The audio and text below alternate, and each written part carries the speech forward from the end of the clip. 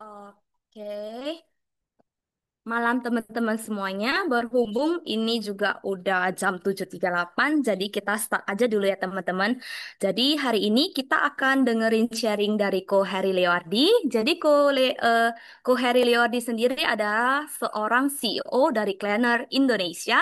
Jadi tanpa berlama-lama lagi, langsung aja kita sambut Ko Heri Leoardi. Oke, thank you. Sebentar ya, saya sharing ini dulu sebentar. Oke, Ko. Hmm, Oke. Sebentar ya, Oke, udah kelihatan ya slide-nya. Um, Udah, Ko. Udah, oke. Oke, selamat malam semuanya. Ini pertama-tama thank you banget ya ke BBKA udah mempercayakannya ke saya untuk bisa sharing di malam ini. Dan juga thank you nih ke teman-teman semua yang hadir hari ini untuk di sesi sharing hari ini. Nah, hari ini sebenarnya ingin ngobrol lebih ke arah merubah mindset kita sih sebenarnya. Jadi mungkin nggak yang teknis dalam banget, tapi lebih ke merubah mindset kita as the businessman, as the businesswoman, because terkadang kita tuh kayak saya sendiri juga dulu tuh apalagi sampai sekarang masih sering terjebak di rutinitas ya. Sampai terkadang kita itu lupa stop sebentar untuk lihat dari helikopter view gitu kan. Kayak ini apa yang salah nih sama bisnisnya kita gitu. Apa yang bisa kita improve dari bisnisnya kita gitu kan. And maksud saya hari ini itu adalah untuk memberi struktur berpikir gitu. Untuk ketika kita lagi mengambil helikopter view, untuk kita lebih mudah lah mencari solusi dan menemukan jawaban ke masalah-masalah kita gitu. Nah, by the way, disclaimer dulu, ini first time saya ngomong di forum, jadi kalau ada salah ngomong atau ketidaksempurnaan, saya mohon maaf ya sebelumnya gitu. Tapi anyways, ini kita sedikit, eh, sorry, ini sedikit intro dulu. Karena banyak di sini yang belum kenal juga, jadi sedikit intro dari saya. Ini kita punya mascot, itu Clippy namanya, maskotnya Cleaner.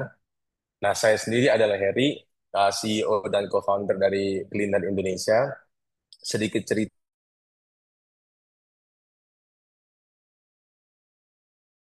hari itu merantau ke Jakarta. Saya kerja sebagai, ikut orang sih hari itu, sebagai profesional, ikut jadi admin gitu. Jadi admin di tahun 2013 kalau nggak salah. Itu saya merantau ke Jakarta jadi admin, terus naik posisi lah ya jadi buyer. Nah, terus mereka tawarin nih perusahaan di salah satu supermarket bahan bangunan terbesar lah ya di Indonesia. Mereka ngomong, "You mau nggak ke Surabaya?" gitu kan. Kalau lu mau, lu jadi manajer di situ. Ah, waduh ya mau dong gitu kan. Jadi mereka ada dua headquarter kebetulan. Satu untuk ngurusin yang wilayah barat, satu yang wilayah timur. Nah, jadi hari itu saya merantau lah ke Surabaya. Terus jadi manajer lah di situ dan meniti karir ya, belajar banyak di situ dan nabung modal ya di situ. Ujungnya sampai hampir 7 tahun memberanikan diri lah untuk resign gitu, untuk resign dan sama teman baik saya dari kuliah itu jadi partner saya berdua di cleaner gitu. Pada satu belum tahu mau jualan apa gitu kan. Nah kita mikir satu mau jualan apa ya gitu kan. Dan ini topik yang berbeda lagi sih. Tapi pada satu kita filter banyak banget cara kita filter ya. Kayak kita harus hindarin karena modal terbatas ya. Jadi kita harus filter gitu. Nggak boleh yang wajib SNI, wajib K3L, wajib garansi kayak elektronika gitu. Itu kita hindarin semua. Kita cari juga market yang brand loyalty nggak terlalu tinggi. Makanya ini kayak banyak banget nih topik yang terpisah lagi. Cerita panjang dibuat pendek, ujungnya oke kita jualan alat kebersihan deh gitu kan. Nah, udah dar der dor dapet pabrik, terus tiba-tiba COVID gitu. Udah itu COVID bener-bener semua tutup, lockdown, pabrik juga tutup, kita nggak bisa produksi. Dan ujungnya akhirnya bulan Juli 2020 ya, itu hampir 5 tahun yang lalu, akhirnya kita itu um, memulai usaha kita gitu. Dan partner saya domisili di Lombok by the way. Jadi kenapa di judul saya bilang bisnis sederhana? Karena di awal bisnis tuh bener-bener hanya saya dan istri saya gitu yang apa ya, yang kerja di sini lah, yang merintis di sini gitu. Bahkan istri saya tuh masih kerja, masih kerja ikut orang juga, jadi dia kayak double job gitu kan. Kalau dia pulang baru bantuin saya packing gitu. Jadi selama setahun tuh kita full itu nggak ada karyawan ya, sama sekali nggak ada karyawan gitu. Jadi saya yang packing ya sama istri, saya yang nyales ke toko-toko, saya yang packing, saya yang nagih, administrasi juga saya, semua saya gitu. Dan itu semua dari rumah gitu. Makanya saya bilang kenapa bisnis sederhana? Ya karena memang mulainya itu dari rumah gitu. Tapi mimpinya hari itu kita kenapa nggak ada karyawan? Karena kita pinginnya itu gaji orang kalau bisa jangan di bawah UMR gitu. Dan pada saat itu kita nggak mampu gitu kan, secara cash flow, secara financial juga bener-bener tuh nggak mampu kita untuk gaji orang sebesar itu gitu. Jadi selama setahun tuh full nggak ada karyawan. Dan akhirnya setelah setahun, puji Tuhan kita akhirnya ada karyawan pertama. Dari sana ya berkembang ya, berkembang. Itu juga ujungnya kita bisa pindah gudang, kita bahkan punya cabang di Jakarta. Semua itu dimulai dari rumah kecil itu gitu. Dan ini semua juga dimulai gara-gara proses digitalisasi brandnya kita gitu, yang nanti akan saya sebut di slide berikutnya ya gitu. Nah, jadi cleaner itu apa sih sebenarnya bagi yang belum tahu? Kita adalah brand yang menjual alat kebersihan ya gitu. Menjual alat kebersihan dengan desain yang ya lumayan premium lah gitu. Tapi dengan harga yang terjangkau gitu. Nah, kita memang sudah ada tersedia ya di kita berpartner lah ya dengan kita punya supermarket partner-partner supermarket kita. Itu memang sekarang kita masih cenderung Java sentris, Bali, Lombok, Sumatera beberapa titik, tapi di Kalimantan, Sulawesi, dan Papua memang belum terlalu tersebar. Kita punya head office sendiri, saya ada di Surabaya, dan kita ada cabang di Jakarta. Nah, ini beberapa partner supermarket kita. Kalau orang yang di Jakarta mungkin tahunya Grand Lucky ya. Kalau di Bandung mungkin Yogya Group. Kalau di Surabaya mungkin tahunya Hoki. Kalau di Medan mungkin supermarket Brastagi dan sebagainya gitu. Jadi kita memang ada berpartner dengan supermarket-supermarket di offline market gitu. Nah, ini untuk kita punya online shop, kita ada jualan di Shopee, Tokopedia, TikTok, sedikit ada jualan di Lazada juga gitu. Kita juga rata-rata udah Shopee Mall ya atau official store. Nah, ini kita punya pencapaian online kita. Um, Thank God kita nomor satu ya atau top 3 di beberapa kategori. Seperti di daerah sapu kita ada nomor satu. Di sapu sawang itu kita juga nomor satu. Kita punya Kemocing top 3, Wiper dan Pengki juga top 2 gitu. Jadi uh, ini bisa terjadi juga gara-gara yang nanti akan saya ceritakan itu gitu. Nah, itu kurang lebih introduction singkat untuk saya dan Cleaner. Nah, sekarang kita sedikit melihat data-data untuk kondisi digital market di Indonesia. Karena saya berpikir bahwa digital market itu jangan dipikir hanya Tokopedia dan Shopee dan TikTok, enggak gitu. Saya um, saya merasa bahwa banyak sekali bisnis yang bisa go digital. Even though bisnisnya itu tidak bisa jualan di Tokped sama Shopee, tapi kan go digital itu lagi-lagi tidak sesempit itu. Kita bisa ngomongin banyak banget hal tentang digital, kayak SEO website, Instagram, social media, TikTok, social media, bisa juga YouTube Ads, Google Ads, banyak banget lah jenisnya gitu. Nah, jadi makanya ini terlebih untuk pengusaha-pengusaha di sini yang masih offline oriented banget. Nah, itu benar-benar ayo kita sama-sama coba lihat data-data digital nih di Indonesia supaya lebih termotivasi nih untuk go digital karena sayang banget kalau enggak gitu.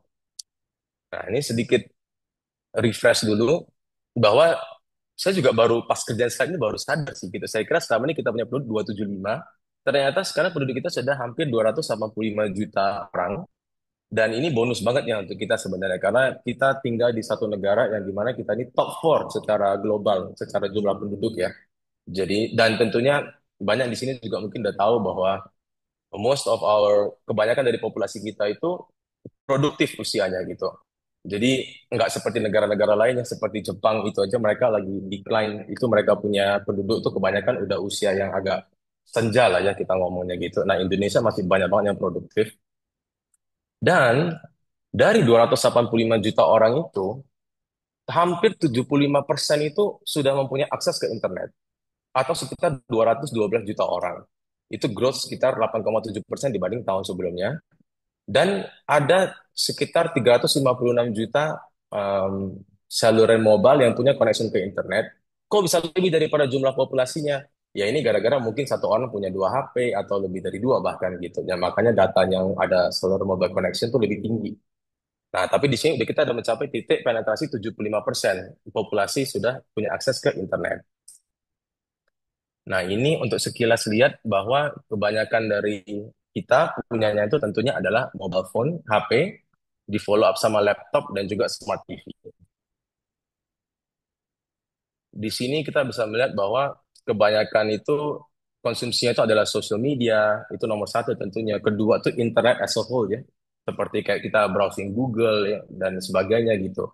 Sisanya untuk entertainment ya, TV, untuk streaming music kayak Spotify dan sebagainya gitu. Ini adalah average konsumsi populasi kita dari Indonesia itu majority itu bisa habis up to 7 jam setiap harinya, di mana 4,5 jam tuh habis itu untuk browsing internet gitu. 3 jamnya itu untuk sosial media sendiri. Sosial media itu macam-macam lah ya, Instagram, TikTok dan sebagainya. Dan ke bawahnya makin rendah tuh kayak musik streaming, untuk gaming dan sebagainya gitu. Tapi di sini kelihatan ya bahwa orang tuh spend so much time itu di internet gitu. Ini adalah growth secara 10 tahun terakhir dari 2015 sampai 2025. Kelihatan bahwa 10 tahun yang lalu itu hanya 57 juta saja yang punya akses ke internet. Dan sekarang itu sudah 200 juta lebih. Lagi-lagi 75% dari kita punya populasi. Jadi bisa kebayang tuh seberapa banyak lost opportunity kalau kita tuh tidak go digital. Apalagi ingat, most of our population sekarang itu adalah productive age, di mana ya anak-anak zaman sekarang juga mungkin mereka nggak terlalu konsumsi majalah, nggak terlalu konsumsi koran dan sebagainya. Jadi um, ini data sangat-sangat important untuk kita mengerti gravitasi opportunity yang kita ini kelewat gitu loh. Kalau kita itu nggak go digital gitu. Ini lagi-lagi sedikit rekapan aja dari yang tadi bahwa rata-rata orang habis waktu hampir 7,5 jam di semua device mereka setiap hari. Nah, ini adalah jumlah aktif pemakai aktif ya di Indonesia. Rankingnya itu paling atas berarti paling banyak user aktifnya. Kita bisa lihat di sini yang common, yang kan tuh lebih ke arah gaming lah ya. Mungkin kita nggak terlalu bahas ke arah gamingnya. Tapi kalau yang di sebelah kirinya itu bisa kelihatan tuh YouTube, WhatsApp, Google, Facebook, TikTok, Instagram, Shopee, dengan familiar semua ya. Karena mungkin kita semua juga konsumsi aplikasi itu gitu. Ya, di mana semua aplikasi itu juga menawarkan kesempatan-kesempatan untuk kita beriklan di platform itu sebenarnya gitu. Nah, terus data berikutnya, nah ini adalah data yang memberitahu apa yang mendrive orang untuk belanja online gitu. Ini ada banyak sekali faktornya. Yang pertama itu seperti gua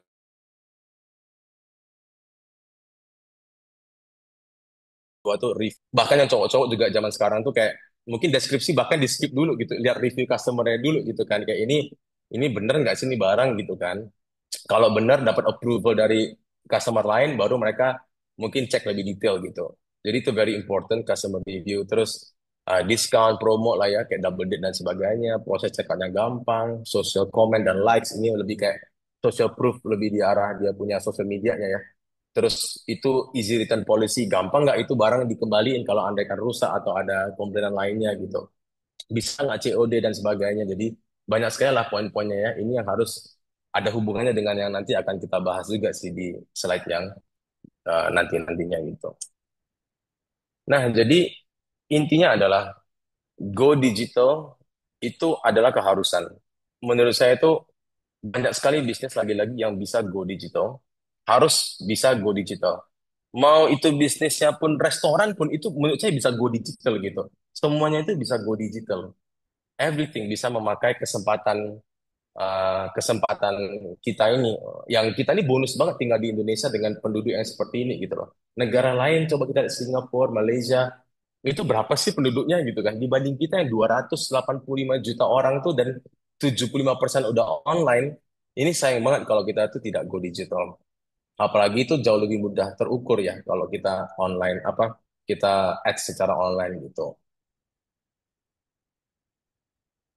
Nah, ini opportunity doesn't convert itself, it is a journey. Kayak kesempatan itu nggak bisa berbuah dengan sendirinya sebenarnya. Itu butuh effort kita juga untuk itu bisa membuahkan hasil. Dan membuahkan hasil tuh ada perjalanannya sendiri gitu. Nah, ini quote ini ada hubungannya dengan tema kita yang berikutnya akan kita bahas yang jadi topik hari ini adalah marketing funneling atau kalau bahasa Indonesia saya mikirnya corong pemasaran kali ya bahasa Indonesianya gitu. Tapi intinya itu ini sebenarnya sih kalau di kurikulum marketing itu sebenarnya itu basic of basic banget sih. Cuman termasuk saya juga itu skip gitu. Dulu pas merintis cleaner tuh sampai sekian tahun baru ujungnya saya kembali ke framework ini gitu. Karena memang betul teoritis, memang betul simple, tapi begitu saya kenal ini, waduh, saya rasanya hari itu langsung jadi naiknya cukup tinggi hari itu cleaner ini gitu. Gara-gara kita mengerti yang namanya marketing funnel. So, apa itu marketing funnel? Simple ngomongnya itu ini adalah perjalanan customer dari pertama kenal kita, um, mempelajari tentang kita, ujungnya beli gitu. Jadi anggapannya itu, anggaplah ya market Indonesia itu kan besar gitu kan, besar gini. Gimana kita bisa ambil beberapa masuk ke level pertama, yaitu awareness. Dari yang belum tahu brandnya kita, oh jadi tahu, oh ternyata ada ya sapu mereknya cleaner ya. Dari yang belum tahu restorannya kita, oh ternyata ada ya ayam goreng namanya ayam goreng Harry gitu. Dari yang belum tahu toko kita, oh ternyata ada yang jual bahan bangunan namanya toko Babang Harry gitu, contohnya gitu ya. Jadi dari sekian banyak customer, tugas level pertama awareness itu adalah bagaimana kita bisa membuat orang-orang yang market kita itu, yang prospek segitu banyak itu, menjadi akhirnya kenal brand kita. Jadi tugas pertama itu adalah gimana kita muncul di radarnya mereka. Dari sini baru mereka customer yang udah masuk ke sini baru masuk ke level berikutnya, yaitu mereka mulai galau lah ibaratnya gitu. Mereka mulai mikir gitu. Oke, gue udah tahu nih, udah ada ayam namanya ayam Harry, udah tahu ada namanya pel Harry gitu. Ini tuh produk yang tepat nggak ya untuk gue? Kayak kalau gue beli ini terlalu mahal nggak ya? Cocok nggak ya sama sama istri gue contohnya gitu? Cocok nggak ya untuk mbak di rumah? Cocok nggak ya untuk gue pakai, nyaman nggak ya gitu? Gampang rusak nggak ya? Dan sebagainya dan seterusnya gitu. Jadi titik ini itu titik galaunya customer. Dan ini titik yang sangat penting sekali karena tujuan kita adalah kita nih sebagai brand, sebagai toko owner, sebagai apapun itulah. Tugas kita tuh mendampingin customer menghadapi kegalauannya itu supaya ujungnya mereka yakin dan jeder beli barang kita. Yaitu di funneling yang paling ujung, yang paling terakhir adalah konversi. Yaitu pembelian. Ini kayak end game-nya gitu. Mereka beli barangnya kita, jeder itu end game. Kalau di Google, sebenarnya memang marketing funnel ini bukan cuma tiga ya, tapi bisa kayak lebih banyak lagi sebenarnya gitu. Cuman um, kayaknya terlalu complicated kalau kita bahas semua di satu sesi yang pendek gitu. Jadi kurang lebih intisarinya sih adalah tiga ini. Bagaimana customer pertama tahu kita, bagaimana mereka galau masalah brandnya kita atau toko restorannya kita, baru ujungnya mereka memutuskan jeder untuk makan di tempatnya kita atau beli barangnya kita gitu. Nah, kita breakdown lagi ya. Nah, hmm, apa sih yang kita harus lakuin? Apa sih yang kita harus fokusin di setiap funnelnya gitu? Yang pertama tuh di level awareness, lagi-lagi corong yang paling atas, kita harus cari contact point yang paling maksimal sesuai dengan target marketnya kita. Di sini ada beberapa lah ya, seperti kalau kayak teman-teman yang di marketplace mungkin paham banget tentang Shopee Ads atau TikTok Ads. Teman-teman yang di offline mungkin ngerti banget tentang spanduk, billboard, atau iklan koran, atau pamflet lah, spanduk lah, dan sebagainya gitu. Jadi semua hal itu yang woro-woro, word of mouth, itu semua itu masuk ke kategori awareness. Tugas kita tuh adalah kita harus pilih nih, dari sekian banyak alternatif, mungkin ada puluhan alternatif di luar sana, kita harus pilih yang mana yang terbaik dalam memikat customer yang prospek untuk kita. Jadi kalau kita ini jual makanan yang apa, kalau kita jual let's say contoh kita jual apa ya, contoh produk baby lah, contoh kita jual produk baby, terus dia punya targetnya itu ke anak-anak yang umur 20 ya kan, nggak make sense gitu kan kalau kita targetingnya itu ke arah situ gitu. Atau kita pingin anak-anak yang milenials gitu kan. Terus kita masukin tuh ke koran yang gimana atau majalah bisnis di mana yang nonton tuh atau yang baca tuh cuma orang-orang dewasa yang gak sesuai dengan target marketnya gitu. Jadi tugas kita di sini tuh pilih yang opsi iklan atau opsi awareness yang returnnya tuh paling tinggi. Dan bukan cuma sekedar orang ngerti kita, tapi orang yang prospek yang tahu brand kita gitu. Bukan cuma sekedar orang tahu kita. Nah, kalau sudah kita milih nih yang mana metode iklan terbaik atau metode awareness terbaik, baru kita muncul berikutnya. Nah, ini yang penting banget yang termasuk saya juga dulu ke skip adalah di consideration. Waduh, ini lebar banget yang bisa kita bahas nih. Kayak tugas kita di sini adalah cari pain point-nya customer. Pain point itu apa ya? Kayak titik susahnya customer gitu loh. Apa yang membuat mereka tuh susah untuk mengatakan, oke, ini produk adalah yang the best untuk saya. Ini service adalah yang the best untuk saya. Apa yang membuat mereka tuh galau gitu loh. Nah kan pasti banyak tuh. Ya kan, contoh, mereka galau masalah cara pasangnya gitu. Pas nanya ke CSD online, jeder, balas satu sejam, 2 jam. Nah itu udah susah gitu. Terus mereka di toko, mereka mau belanja elektronik, contoh mau beli AC gitu ya. Oke, gue butuh ini ya, kapan nih bisa kirim? Ya mungkin 4 hari dari sekarang. Waduh, jeder, nggak jadi beli gitu. Terus mereka pingin contoh lihat-lihat TV gitu kan. Datang ke toko elektronik, waduh itu semua tokonya, TV-nya juga stok display-nya terbatas, TV-nya juga mati semua, nggak dihidupin, jadi dia nggak bisa lihat indahnya TV itu. Terus promonya juga kalah sama toko sebelah gitu kan. Jadi banyak sekali pain point customer yang itu kalau kita deretin itu ada banyak. Nah, jadi tugas kita di level 2 ini adalah kita harus mengenal customer kita lebih baik. Pertama kita ada kenal nih customer kita, kira-kira umur berapa, tinggal di mana, gendernya apa, dan sebagainya gitu. Next levelnya lagi, oke, gue cari tahu nih, kira-kira apa yang membuat anak-anak muda tuh bingung nih pilih barangnya gue. Atau kita cari tahu lagi, ini kenapa ya kok orang di toko gua nih banyak yang datang tapi kok omsetnya kecil ya gitu loh. Kenapa gitu loh. Nah, ini yang perlu kita um, figure out di tahap kedua. Di tahap ketiga, belanja dong dia ceder, jangan happy dulu. PR itu belum selesai. Setelah orang udah check out, kita harus evaluasi lagi terserah mau di akhir bulan kayak atau setiap 2 minggu bahwa konversi rate-nya itu bagus atau enggak. Dari contoh nih, contoh dari 1.000 orang yang datang ke supermarket kita, berapa banyak orang sih yang check out? Dari berapa banyak orang yang datang ke kita punya supermarket, berapa sih jumlah transaksi per orangnya?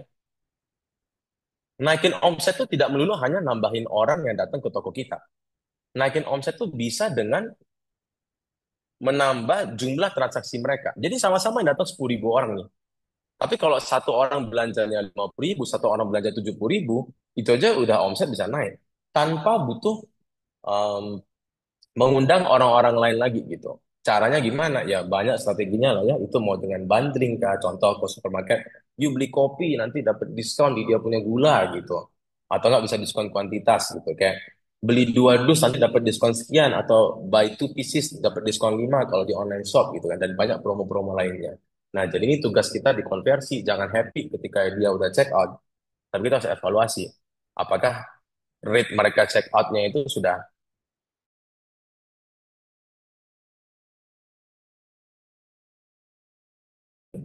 Sekarang kita breakdown lebih detailnya lagi. Untuk kita punya awareness level dulu nih, lagi-lagi kita mulai dari yang paling atas. Apa sih opsi-opsi untuk awareness? Tadi udah dibahas jelas ya. Iklan berbayar untuk digital itu macam-macam, bisa Meta Ads. Meta Ads itu bagi yang belum tahu itu adalah untuk membuat ads di Google, sorry, membuat ads di Facebook sama membuat ads juga di Instagram gitu. Google Ads itu bisa juga untuk YouTube dan Google. Jadi kalau orang ketik nih alat kebersihan di Google, jeder langsung keluarnya brandnya kita gitu. Bisa juga ads di TikTok supaya videonya itu jadi FYP, terus orang jadi impulsif mau beli di kita. Bisa juga ikut campaign khusus tuh kalau marketplace lagi ada double date campaign atau apa kita bisa ikut juga di situ, flash sale. Bisa juga SEO. SEO itu lebih ke arah kayak kita punya website terus kayak dibuat blog apa artikel-artikel yang menarik. Mungkin teman-teman ada yang tahu Hello Doc. Hellodoc itu mereka aplikasi yang menjual obat-obatan ya. Itu kayak Gojek ibaratnya, tapi kayak obat-obatan lah gitu. Mereka buat banyak banget artikel tentang kesehatan. Mungkin karena mereka tahu ya, kalau orang kan cenderungnya ke Google ya, kalau nanya kayak, kenapa tenggorokan saya sakit selama 3 hari nggak sembuh-sembuh gitu. Kenapa saya gini-gini. Nah, itu biasanya tuh artikel mereka tuh muncul. Supaya trafficnya mereka ke websitenya mereka tuh jadinya tinggi gitu. Bisa juga buat konten atau personal branding ya, macam-macam lah itu untuk di tahap yang konten organik ini. Bisa juga kalau ada budget mau endorse artis kah atau apa, afiliator juga bisa. Ada yang berbayar, ada yang gratis ya kalau afiliator. Tapi itu mungkin bagi komisi gitu, bisa juga. Kalau yang konvensional nih pasti udah banyak teman-teman yang tahu, billboard, spanduk, radio, koran, pamflet, banyak banget lah itu yang bisa dilakukan gitu. Nah, jadi dari sekian banyak nih, saya harus pilih yang mana dong, gitu kan? Nah, pilihlah yang sesuai dengan kebutuhan target audiens kalian gitu. Karena saya, teman-teman, itu pasti target audiensnya itu beda gitu. Karakternya itu beda. Jadi, itu yang perlu dipikir, yang mana yang the best for my brand, the best untuk toko saya gitu. Itu PR yang terbesar di sini gitu. Selain apa? Karena kalau kita salah kategorikan kita punya target audience, selesai udah. Most likely kita akan salah pilih dia punya metode iklannya. Makanya ini kita slide berikutnya adalah kita bahas kesalahan-kesalahan di awareness funnel, di mana di funnel ini ada beberapa kesalahan yang cukup umum, dan nomor satu, nomor dua ini cukup relevan sebenarnya, di mana dua-duanya ini nomor satu dan dua terjadi karena kita kurang paham target audience kita. Sehingga apa? Yang pertama kita pilih channel yang salah. Kedua, um, isi dari kontennya itu nggak relevan gitu. Kayak kita pasti tahu ya kalau kita ngomong ke orang tua, ngomong ke anak yang lebih muda, pasti cara ngomong kita tuh sudah berbeda. Jadi mungkin kayak contoh seperti ibaratnya kalau saya bisa kasih contoh jualan vape lah ya. Atau saya ada lihat brandnya vape, mereka punya kayak um, mereka punya marketing itu colorful banget, cheerful, kata-kata kalimat juga gaul-gaul karena memang mereka punya segmen itu adalah anak-anak muda gitu. Dan itu memang gaya bahasanya itu begitu. Mereka suka yang terang-terang gitu. Jadi customer tuh merasa bisa lebih relate dengan brandnya dia gitu. Bayangin kalau mereka jualan vape contohnya gitu ya. Tapi dia punya iklannya itu kayak monoton banget, cuman kata-kata yang formal dan sebagainya gitu. Itu mungkin kurang nyentuh ke hati-hati target marketnya gitu. Nah, jadi lagi-lagi target market penting untuk kita bisa pilih channel yang betul dan juga konten yang kita mau sampaikan itu relevan kepada customer-nya tersebut gitu, prospek customer-nya itu gitu. Nah, yang ketiga adalah tidak melakukan A/B testing. A/B testing itu bagi yang belum tahu itu cuma kayak kata keren untuk testing lah ibaratnya begitu gitu. Jadi seringnya itu kita berasumsi bahwa ya udah gue udah iklan, asumsinya itu udah oke gitu. Padahal tuh belum tentu. Iklan tuh cuman tahap pertama aja gitu. Kita perlu tes. Ini bener nggak iklanmu itu udah oke gitu. Contoh, kalau di online ya, kita ngomong dari online dulu, digital dulu gitu. Apakah kamu yakin kamu punya gambar itu sudah cukup menarik gitu? Menarik orang untuk dia bisa stop scrolling dan klik kamu punya iklan. Itu semua dari gambar. Atau yang kedua, apakah kata-kata kamu di caption atau copywritingnya itu apakah sudah menarik gitu? Ini tentunya kita bisa lihat dari beberapa metrik ya, seperti CPM, cost per miles ya, dan sebagainya, engagement rate dan sebagainya itu bisa dilihat. Tapi kita nggak terlalu bahas ke situ karena itu udah teknis iklan banget. Tapi intinya itu em, kita harus testing gitu. Contohnya testing itu gimana? Kita mau testing dia punya gambar. Ya udah, dia punya tulisannya tuh semua tuh sama persis, captionnya itu, copyrightnya sama persis, tapi gambarnya aja yang beda gitu. Kita lihat hasilnya tuh gimana. Kalau ternyata hasilnya itu lebih bagus yang ini, ya udah berarti itu gambar ini yang lebih bagus. Karena kan tulisannya semua sama persis. Jadi supaya bisa lebih konklusif hasilnya, kalau bisa tes variabelnya itu jangan sekaligus dalam satu satu testing gitu. Takutnya kalau kita testingnya gambar dan tulisannya berbeda, ketika satu lebih bagus, bingung dong. Ini yang bagus, yang berhasil tuh gambarnya, yang berhasil tuh copywritingnya gitu. Jadi itu perlu banget diperhatikan untuk testingnya. Kalau untuk offline, contohnya ya, pas zaman dulu saya kerja di supermarket, kan sering tuh sebarin flyer. Ya udah, hari ini sebarin di flyer di perempatan A, B, C gitu kan. Dan jangan cuma sebarin dong, tapi dites juga gitu loh. Itu flyernya tuh berhasil atau enggak? Pak, tapi gimana mau tes ya gitu. Ya memang barometer pertama tuh dari omset ya. Cuman omset kan memang terkadang banyak sekali faktor yang mempengaruhi omset gitu. Hujan atau enggak aja bisa mempengaruhi omset kan. Nah, jadi apakah kita bisa pikir ide-ide lain? Contoh di flyernya itu ditulis di ujungnya gitu. Bagi siapa yang membawa flyer ini balik ke toko akan dapat gratis satu tumbler contohnya gitu. Atau kalau itu restoran akan gratis dapat satu es cendol gitu contohnya. Contohnya. Nah, jadi dari sana kelihatan tuh, oke, dari perempatan A, B, C yang bawa balik adalah 20 dari 200 flyer, berarti return rate-nya 10%. Ya udah kita coba di perempatan X, Y, Z. Yang balik ini cuma 10% nih. Waduh, berarti lain kali ya udah di perempatan A, B, C aja gitu. Nah, itu contoh testing-testing yang bisa kita lakukan. Tapi intinya itu um, jangan terlalu cepat berasumsi atau berkonklusi bahwa iklan kita tuh sudah pasti benar. Testing itu sangat-sangat penting untuk kita melakukan sih gitu. Karena kalau nggak sayang uangnya ya gitu, sayang banget uangnya kalau kita nggak testing. Nah, ini kita masuk ke funnel yang kedua. Tadi kan kita udah bahas nih untuk pemilihan iklannya, terus kesalahan-kesalahan pada umumnya. Nah, sekarang bagian yang paling ribet sebenarnya gitu, yaitu consideration-nya. Bagaimana orang tuh mikir apa sih kalau mau beli kita punya barang gitu kan, atau jasa kita.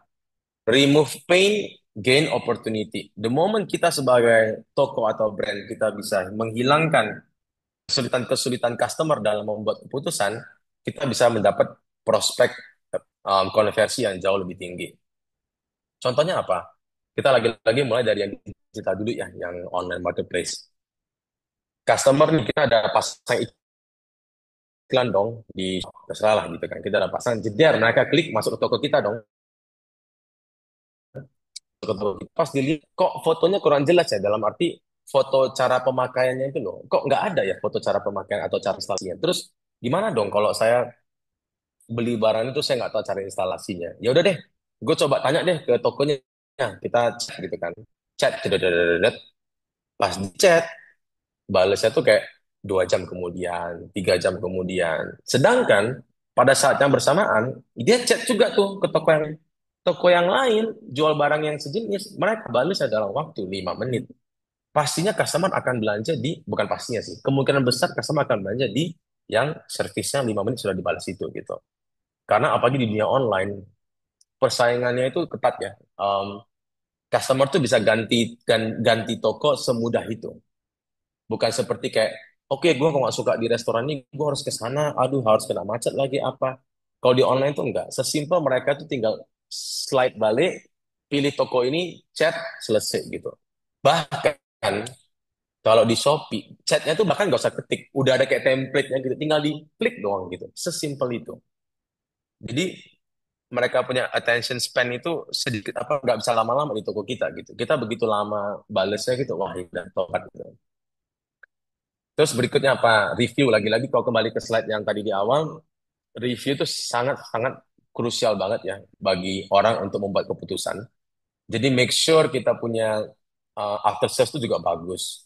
Karena memang terkadang ya saya ngerti ya, maksudnya kita juga terkadang nggak sempurna ya mungkin terkadang ada cacat pabrik kah atau mungkin barang rusak di perjalanan kah gitu tinggal gimana kita sebagai brand tuh bisa meyakinkan mereka gitu bahwa it's okay kita bakal cover lu nih kalau ada apa-apa gitu sehingga ujungnya kalaupun terjadi masalah mereka sebagai customer tuh kayak nggak merasa tercurangi gitu udah invest uang di brand kita tapi after sales-nya kurang oke jadi ujungnya mereka meluapkan kekecewaannya tuh di review ujungnya tuh jadinya banyak review jelek gitu terus nggak ada COD gratis ongkir waduh ini sih udah hukum pasti lah ya kita kalau jual online tuh udah harus bisa COD harus bisa gratis ongkir meskipun mungkin nanti ada yang ngomong tapi kok COD nanti banyak yang balikin gitu kan ya mau gimana kalau nggak gitu nggak pasti omset tuh turun banget gitu tinggal kita hitung aja berapa banyak yang balikin berapa banyak yang rusak itu menjadi promotion fee gitu. Masuk atau enggak dia punya kosnya itu harus dihitung ya, harus dipelajari lagi gitu.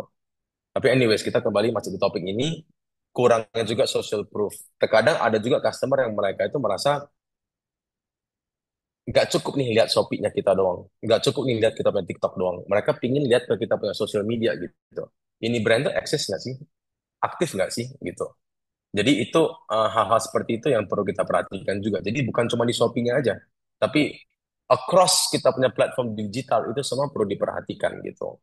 Ada juga customer yang mereka tuh Senin sampai Jumat ya, bahkan Senin sampai Sabtu kerja juga pingin mengkonsumsi produk kita di weekend gitu ya, tapi weekend tutup gitu.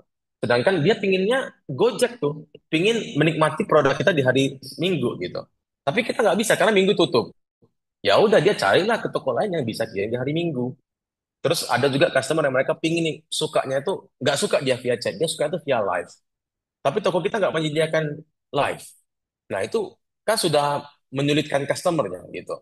Nah jadi kalau di daerah itu tuh banyak sekali poin-poin yang menyulitkan customer dalam membuat keputusan. Ingat, beda customer tuh beda attitude, beda preference, kesukaannya tuh beda, tabiatnya itu beda. Tugas kita tuh adalah memastikan kita bisa mengcover mayoritas atau bahkan semua dari um, attitude-attitude yang berbeda-berbeda ini gitu loh. Dengan cara yaitu kita list down pain point-nya apa, tulis solusinya apa gitu. Kalau sampai ada pain point yang belum ada solusinya, itulah PR kita gitu. Nah, ini untuk yang online-nya. Nah, ini yang offline contohnya seperti apa? Customer udah tahu nih kita punya toko nih, contohnya dari billboard gitu. Wih, ada toko Harry gitu kan. Masuk gitu. Pas masuk dia harapannya tuh pingin lihat jenis keramik yang banyak, pingin melihat jenis keran shower yang banyak. Ternyata displaynya dikit banget gitu kan. Kalaupun ada yang suka, ternyata stoknya nggak ada dong, gitu loh. Nah, terlebih dulu pas saya di supermarket bahan bangunan, beberapa barang itu teknis sekali ya. Kayak contoh kimia aja, kayak cat aja.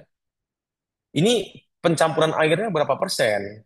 Ini tuh bisa tahan kelembapan tembok tuh sampai berapa persen? Karena tembok tuh bagi yang belum tahu itu ada kadar kelembapannya gitu. Ada yang 17%, bahkan 20%, 20%, dan sebagainya, dan seterusnya. Jadi beda tembok, itu beda produk yang dibutuhkan. Bayangkan kita udah bayar mahal-mahal untuk iklan, untuk customer datang ke toko kita, tiba-tiba pas dia mau beli barang, dia konsultasi sama kita punya tim, sama kita punya apa ya, pramuniaga lah ya, sama kita punya pramuniaga, nanya, eh ini gimana ya, cara pakainya tembok gua lembab nih. Masih mending kalau dia ngomong, maaf saya kurang tahu itu bu, gitu kan. Yang lebih parah tau nggak apa? Kalau dia asal asal jawab gitu. Bisa kok ini, bisa kok, tenang aja bu, tenang gitu. Pulanglah itu orang, udah beli mahal-mahal, pakai catnya ke temboknya, jeda 1 bulan, jeder, udah bocor lagi gitu. Makin dia kepahitan dong sama toko kita. Itu ya, orang di toko Harry ya, ngehek bener itu. Itu masa gue ngomong ini katanya bisa-bisa, ternyata gue beli sebulan udah bocor lagi gitu. Nah, itu yang kayak gitu-gituan tuh yang, apa namanya, yang membuat kita punya toko tuh jadi gagal di level consideration-nya itu gitu. Jadi kita selalu mikir tuh invest di ads, tapi jangan lupa nih, apa, consideration ini kayak sangat sangat sangat krusial gitu. Terus contoh hal-hal basic lah ya, kurang kurang cukup gitu, atau mungkin parkirnya nggak ada kanopi sehingga ketika hujan customer jadinya, ya udah deh gue nggak jadi deh ke toko Harry gitu. Soalnya, hujan nanti kehujanan gitu. Terus mungkin lokasinya terlalu jauh kah, atau bahkan bahkan untuk restoran atau hotel ya, itu bahkan mereka lihat Google review-nya nih, lihat Google review atau di TripAdvisor dan sebagainya, kok reviewnya jelek ya, kok banyak orang ngomong kurang ya gitu kan, ujungnya dia tidak jadi pergi ke situ gitu. Jadi ingat, nggak ada gunanya kita ads sebonjor-bonjoran, bukan nggak ada gunanya sih, sorry, sayang uangnya kalau kita gede-gedean ads di awareness ini, kalau bagian tengahnya ini kita belum pikirin gitu, ujungnya keputus, nggak jadi konversi gitu. Nah, jadi kurang lebih itu eh, hal-hal yang perlu kita lakukan di level funneling yang kedua gitu. Jadi mesti ngapain dong gitu kan? Ya udah, kurang lebih kita harus ngelakuin kebalikan dari yang disebut di slide sebelumnya gitu. Jadi kita harus optimasi kita punya toko dan kita punya produk. Pastiin kalau kita punya pramuniaga tuh jos, ngerti semua tentang produk knowledge kita gitu kan. Dengan cara apa? Training setiap minggu, per divisi di rolling. Hari ini divisi cat, training. Minggu depan divisi keramik, training. Minggu depan divisi ini, training gitu. Atau mungkin bisa ada kuis mendadak kah untuk tanya kita punya pramuniaga, apakah mereka udah tahu semua atau enggak gitu. Kalau bagi yang online, pastiin foto produknya itu jelas. Ada video produknya juga. Pastiin deskripsinya tuh nggak yang kayak terlalu overclaim gitu kan, realistis saja gitu. Um, Pastiin tokonya itu juga nyaman, displaynya itu bersih, displaynya itu lengkap gitu kan. Terus bangun trust tentunya, social proof, karena itu penting banget review. Review tuh penting banget. Sampai di titik di mana kita tuh bisa chat customer gitu. Untuk tanya, ini kenapa ada masalah apa yang bisa kita bantu gitu. Dengan harapan dia mau ganti reviewnya gitu. Bahkan kalau kita lihat ya kayak hotel bintang 5 ya. Pokoknya hotel yang udah high end gitu lah. Kalau ada review mereka dikasih jelek, biasanya mereka ada kayak semacam apa ya? Apa namanya ya? Manajer PR manajernya gitu lah untuk nanya gitu ke customernya. Dia langsung balas di reviewnya gitu. Mohon maaf ya untuk kesalahan ini. Lain kali kita akan perbaiki dan sebagainya. Mungkin bahkan mereka bisa kontak untuk kasih voucher dan sebagainya gitu. Jadi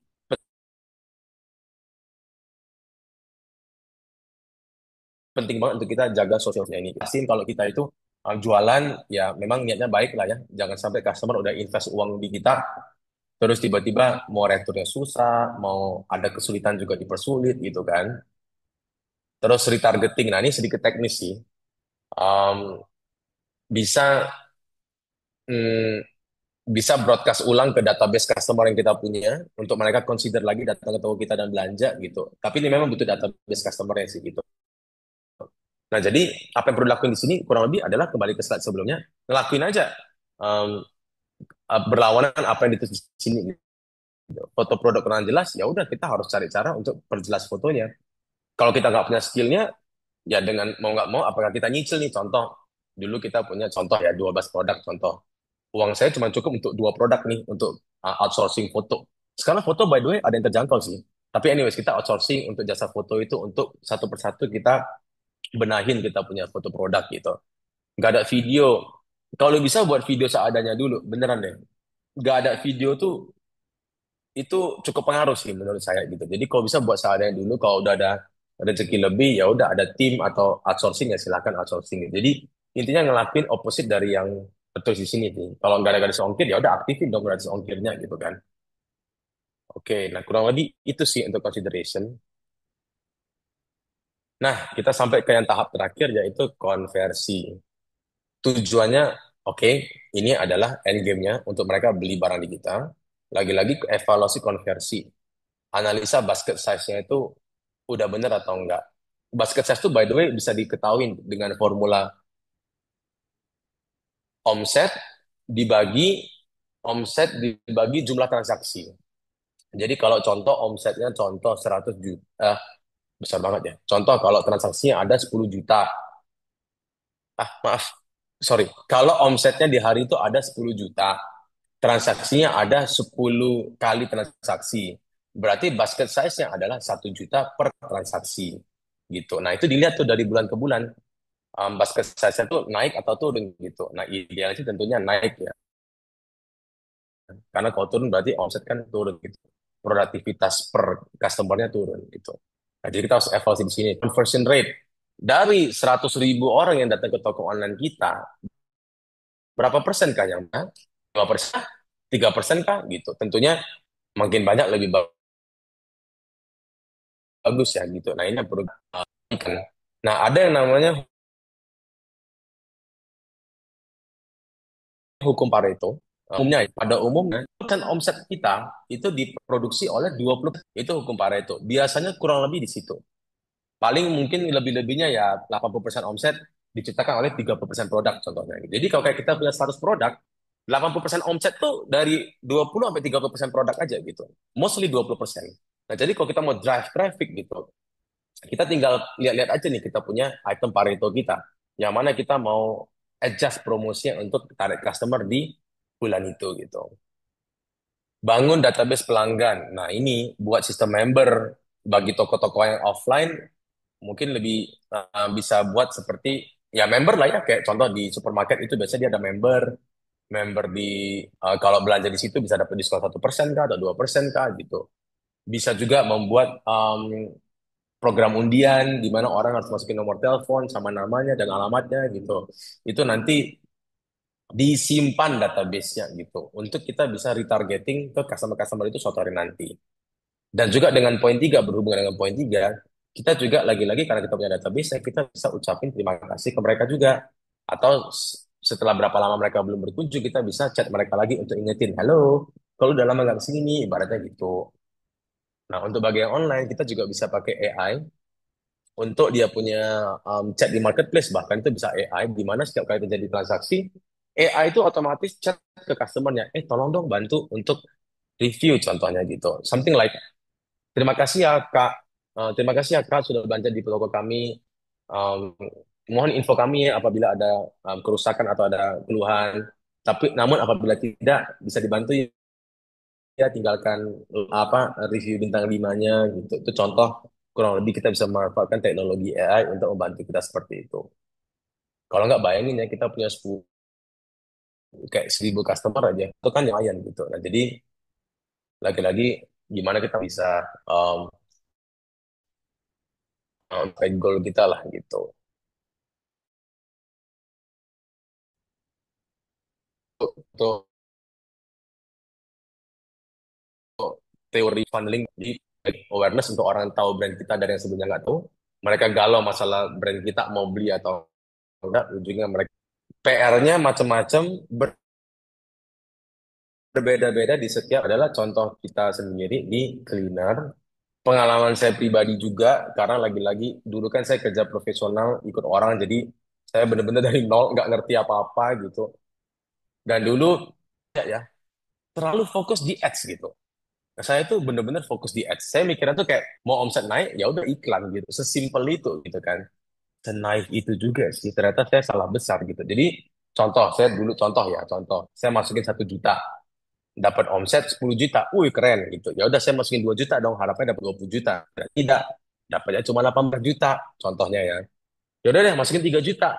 Dapatnya bukan bukan sekian juta, tapi dapatnya tuh cuman contohnya 25 juta. Jadi makin lama tuh grafiknya makin kayak turun gitu. Kalau di Google namanya itu law of diminishing return ya. Itu ada sih konsepnya tersendiri untuk itu. Tapi intinya adalah terlalu fokus ke ads dan konversi.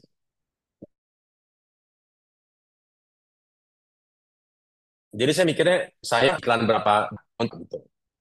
Tengahnya itu putus total. Putus total. Itu salahnya yang kedua.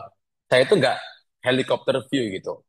Lagi-lagi kita sebagai business owner atau secara pribadi juga ya kita tuh butuh kayak sebentar terus kayak helikopter view gitu. Terus kayak lihat gitu. Ini yang salah tuh yang mana? Tapi kadang tuh agak susah kalau kita mau berpikir ya, karena kayak banyak banget yang kita pikirin kan. Nah, makanya gunanya ada diagram ini, itu untuk memvisualisasi, membuat step by step proses ya, supaya kita tuh bisa lebih berpikir secara sistematis gitu.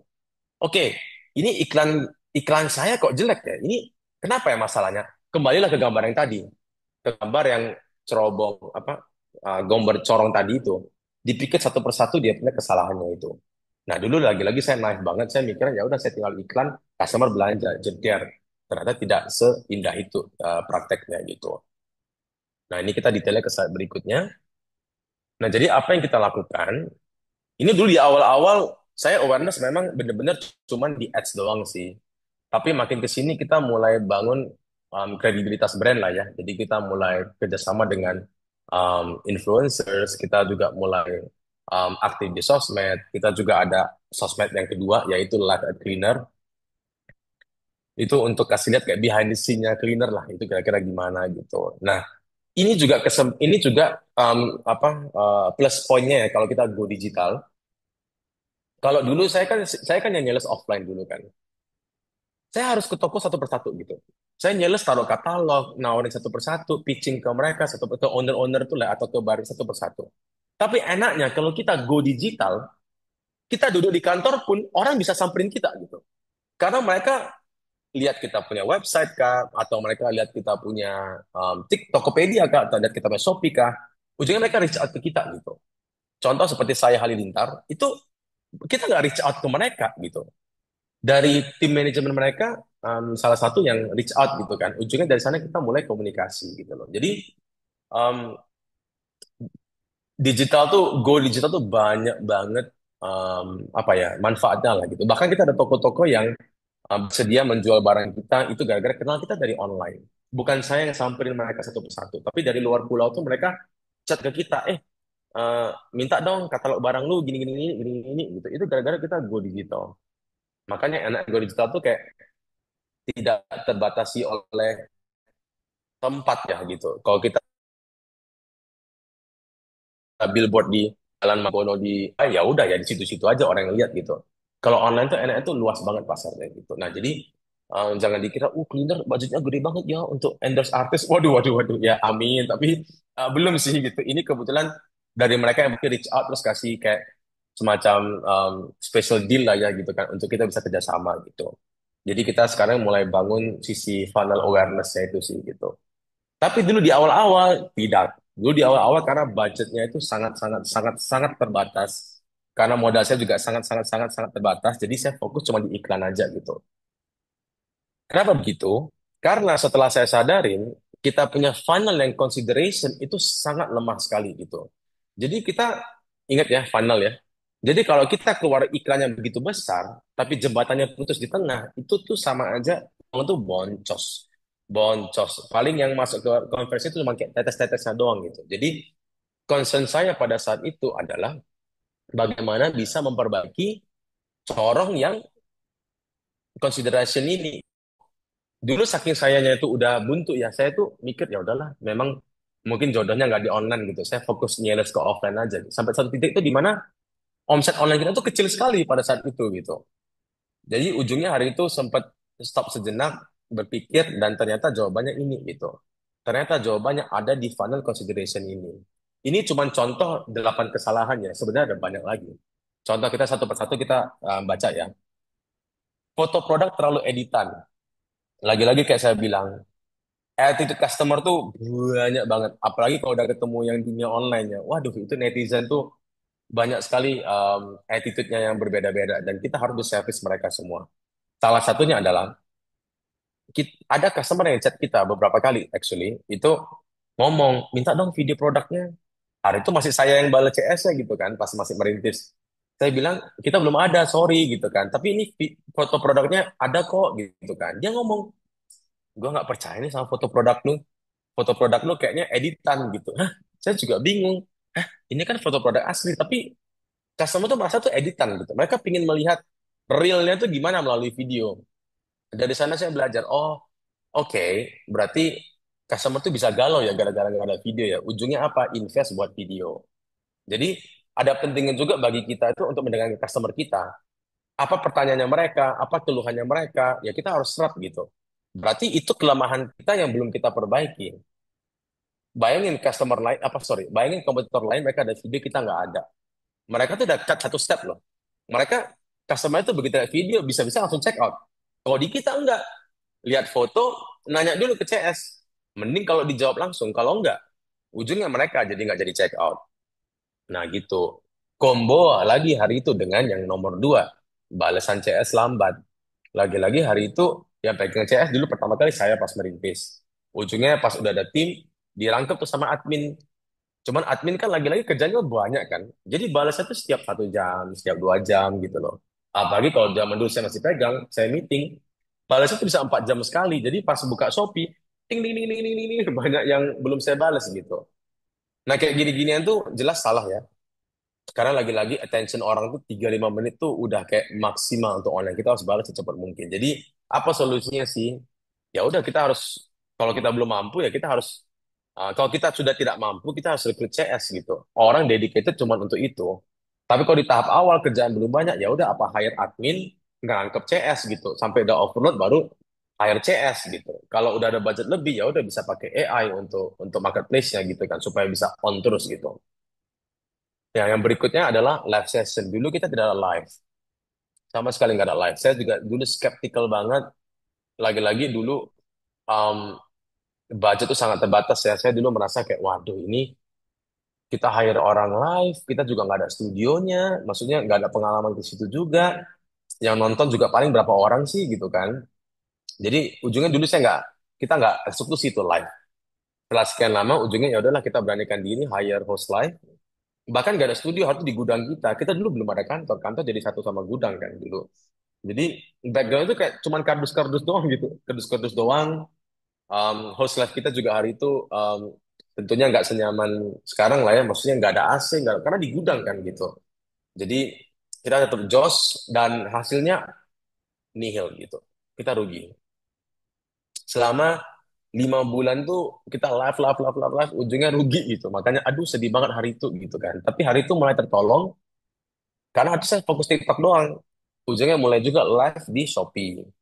Nah, live di Shopee hari itu membantu banget tuh. Itu omset mulai naik, naik, naik, naik, ujungnya baru kita bisa hire pesulap lebih banyak ya gitu. Dan akhirnya sekarang kita sudah live 24 jam gitu.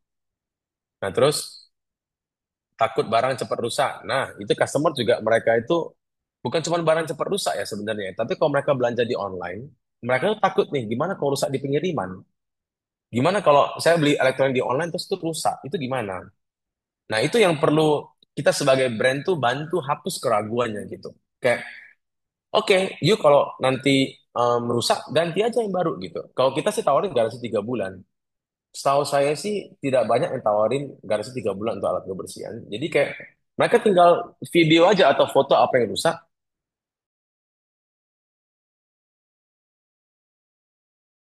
panjang ya alat pel gitu. Itu kalau via kurir lah ya, kita ngomongnya via kurir itu bisa rusak. Bayangin dari Jakarta kirim ke Medan contohnya itu ada kemungkinan untuk rusak. Kita ngomong ke customer, lu tinggal foto aja, bahkan gak usah video unboxing, lu foto itu pengen kita kirim baru gitu. Rugi atau enggak? Rugi banget gitu. Rugi serugi-ruginya. Tapi mindsetnya itu nggak bisa per transaksi ngomongnya. Ujungnya kan nggak semua transaksi begitu. Jadi kita rekapin setiap bulan gitu kan. Oke, tingkat kita apa namanya tebus garansi klaiman customer tuh berapa nih secara nominal gitu kan. Oh, segini ini ketahuan nih, contoh 2 juta per bulan gitu kan. Oh ya udah berarti itu budget promosi saya untuk customer kita gitu. Demi customer tuh puas. Karena ingat sampai mereka nggak puas, mereka melakukannya itu di mana? Mereka melakukannya di review. Dan ketika itu review satu, itu akan selamanya di situ. Selamanya di situ nggak akan hilang gitu. Jadi hati-hati banget, kita harus jaga kepuasannya customer gitu. Terus lagi-lagi ada juga customer yang mereka cek bukan cuma di Shopee doang, cek di sosial medianya, social proofingnya itu brandnya aktif atau enggak, review itu masih sedikit atau enggak. Nah ini review masih sedikit nih biasa challenge untuk toko-toko online yang baru mulai. Unit sold-nya masih 10 pieces lah, reviewnya tuh masih mungkin satu doang kah gitu. Nah itu memang beratnya untuk mulai snowball efek di online-nya tuh itu. Review itu masih sedikit. Terus ada juga lagi-lagi ya itu pengiriman tidak sedia pas weekend. Jadi ada customer yang mereka minggu mau bersih-bersih tapi Gojek instan nggak bisa kirimnya hari Senin, komplain mereka. Ujungnya ya udah kita komit untuk nambah tim hari itu dan sekarang gudang kita buka setiap hari gitu. Jadi kita harus tambah cost sih untuk nambah orang, tapi itu demi service kita ke customer. Jadi tanggal merah pun kalau instan kita langsung kirim ke customer kita gitu. Jadi ujungnya memang kita dari kita keluar cost lebih lah ya pastinya gitu. Tapi ya demi service customer. Ongkir mahal. Hari itu banyak customer kita yang ngomong itu. Kenapa? Karena kan kita di Surabaya. Kebetulan itu sudah pasti lah ya bahwa nomor satu ekonomi kan ada di Jakarta. Ujungnya ya udah kita memberanikan diri untuk buka cabang di Jakarta. Demi apa? Demi bisa menurunkan ongkir juga, bahkan juga untuk customer yang di Medan. Bayangin dulu kalau customer yang di Medan mau belanja, dia harus kirim dari Surabaya. Itu kan mahal sekali.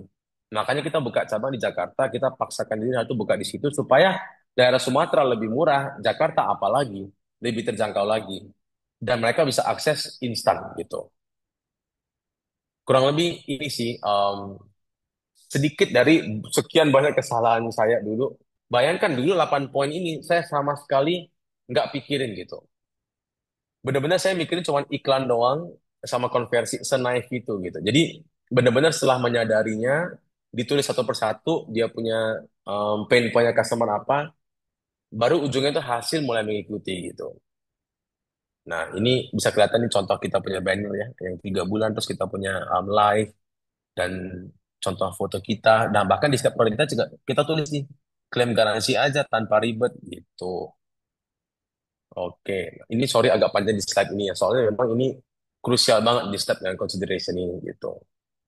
Nah, kalau udah jadi deh dia conversion dari keraguan, berarti dia ada yakin nih sama produk kita gitu kan. Nah, customer jadinya tuh udah percaya sama kita, terus review jadi ada, jadi penjualan harusnya akan snowball meningkat terus. Lagi-lagi sebenarnya funnel ini lebih panjang lagi sebenarnya. Habisnya ada step berikutnya yaitu loyalty sebenarnya.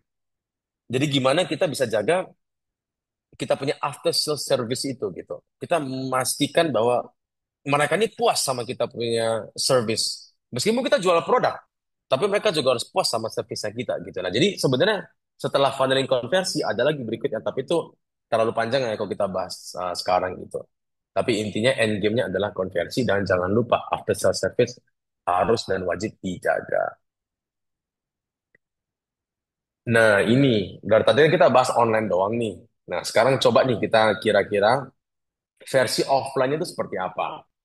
Nah, bagi yang punya toko offline di sini, kurang lebih seperti awareness-nya apa? Yaitu word of mouth dari teman ngomong ke teman, ayamnya tuh enak banget loh, ayamnya enak banget loh. Ujungnya orang tertarik untuk datang.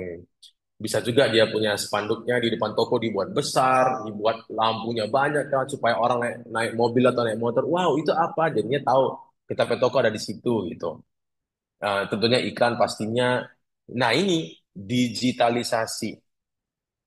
Percayalah itu bisa dipelajari semua, bisa lewat YouTube dan apa itu bisa deh, Google Ads, Meta Ads. Makanya bukan berarti teman-teman harus Google Ads semua, enggak loh ya. Lagi-lagi tergantung marketnya tuh gimana gitu. Jadi intinya tuh coba deh iklan digital seperti apa. Bisa juga konten nih. Kemarin kan juga habis ada itu kan sharing minggu lalu yaitu tentang konten gitu kan. Nah itu bisa juga personal branding. Banyak juga teman-teman kan yang personal branding, nah itu juga membawa dampak yang sangat positif ya ke bisnisnya gitu. Nah, jadi untuk offline kurang lebih itu next levelnya adalah yaitu pastikan displaynya rapi, lengkap, um, bersih, terus labelnya juga jelas. Soalnya terkadang tuh ada sih toko-toko yang label harganya itu loh nggak tercantum gitu loh. Saya pribadi sih gemes ya. Saya pribadi memang saya suka lihat harganya dulu baru saya check out. Tapi ada beberapa toko yang mereka itu sengaja atau nggak disengaja saya kurang tahu lah ya. Intinya itu nggak ada label harganya gitu. Jadi pastiin kalau di supermarket atau di toko price tag-nya itu jelas gitu. Itu salah satu job desk saya juga sih sebenarnya waktu saya kerja di supermarket. Saya pas dinas ke toko saya mesti memastikan price tag-nya itu semua jelas tertulis gitu. Nah, oh ini lagi-lagi tadi pramuniaganya itu harus bisa komunikatif, harus bisa edukasi produk. Jadi pastikan lakukan constant training dan testing. Google review garansi kurang lebih udah jelas saya seperti yang tadi kita sampaikan. Tester produk, oke. Kita mau jual parfum tapi tidak ada testernya, jeder. Terus kan susah dong customer mau buat dia punya keputusan. Karena gimana dia mau coba harumnya. Nah itu contoh-contoh simpel aja gitu. Nah, ujungnya endingnya konversi. Cuman hari ini diskon 15%. Nah, pernah tuh kita buat juga di supermarket bahan bangunan kita dulu. Antrinya tuh sampai panjang banget karena kita harus pasang di billboard. Cuman hari itu ada sales sekian persen gitu kan. Wah, itu benar-benar berbondong-bondong orang datang. Jadi karena ada sense of urgency ya. Dibanding hanya 1 minggu itu nggak rame gitu. Tapi kalau 1 hari, wah itu orang hari itu rame banget yang datang ya dari pengalaman saya berapa tahun yang lalu sih pada saat itu gitu. Pastikan mereka pas mau check out juga jangan dipersulit. Ada toko-toko yang nggak bisa terima QRIS, ada toko yang hanya terima cash doang. Ya ampun Tuhan, orang udah mau belanja produk kita, dipermudahlah proses check outnya gitu. Jangan sampai dia mau bayar tuh dipersulit gitu. Nah terus lagi-lagi membership dan loyalty program ya itu penting untuk memberi mereka benefit ekstra dan juga penting untuk kita bisa dapat database customer gitu. Karena itu penting sekali gitu. Kurang lebih ini kayak template kasarnya lah ya. Nah, kita case tadi nih. Bagi yang punya relasi ke Hartono, saya mohon maaf kalau saya salah ya, tapi cuma penglihatan saya sebagai orang biasa melihat gitu. Kalau contohnya ini contoh doang nih, mohon maaf kalau ada yang salah dari pengamatan saya. Tapi contoh nih Hartono ya, kita lihat dia punya. Bagi yang belum tahu Hartono, Hartono itu adalah supermarket elektronik. Jadi mau beli TV, mau beli kulkas dan sebagainya bisa di Hartono. Di Surabaya kebetulan ada. Jadi awareness dulu nih. Oke, dia kolaborasi sama artis-artis. Dia juga pakai brand ambassador si Boy William kalau sekarang. Itu masuk juga ke YouTube-nya si Boy William. Dia juga tokonya tuh terang banget dari depan tuh ada videotronnya bahkan.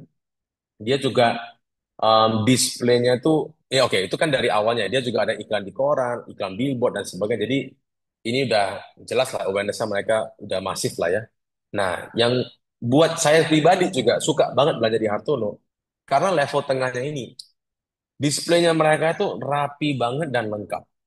Saya kalau ke toko yang lain itu ya itu TV-nya nggak dihidupin. Jadi kayak mati semua kan untuk efisiensi listrik lah ya gitu. Oke lah saya ngerti lah ya. Tapi saya sebagai customer kan juga pengen lihat dong. Gue mau beli TV tapi nggak ada tampilannya gitu loh. Kalau di Harto semua dihidupin. Dia punya em, apa staffnya juga rata-rata terlatih. Tentunya nobody's perfect ya. Maksudnya segitu banyak tim juga pasti ada melesetnya lah ya. Pernah juga saya ada yang meleset sih. Tapi rata-rata mereka cukup knowledgeable gitu. Nah ini mereka juga ada garansi 1 tahun. Jadi terkadang nih customer nih kalau kita beli laptop gitu kan atau kita beli TV ya whatever gitu. Kita jatuhin lah itu TV nggak sengaja kita jatuhin laptop. Jeder habis. Good luck itu kalau mau klaim garansi ke dia punya brand itu nggak mungkin diterima karena kesalahannya kita. Kalau di Hartono garansi karena kita jatuhin pun bisa diganti setahu saya. Karena waktu saya ditawarinnya begitu. Cuman emang bayar ekstra. Jadi kalau barang mahal tuh garansinya 99.000 kalau nggak salah. Barang yang lebih murah 50.000, barang yang lebih murah lagi 30.000. Jadi ada opsi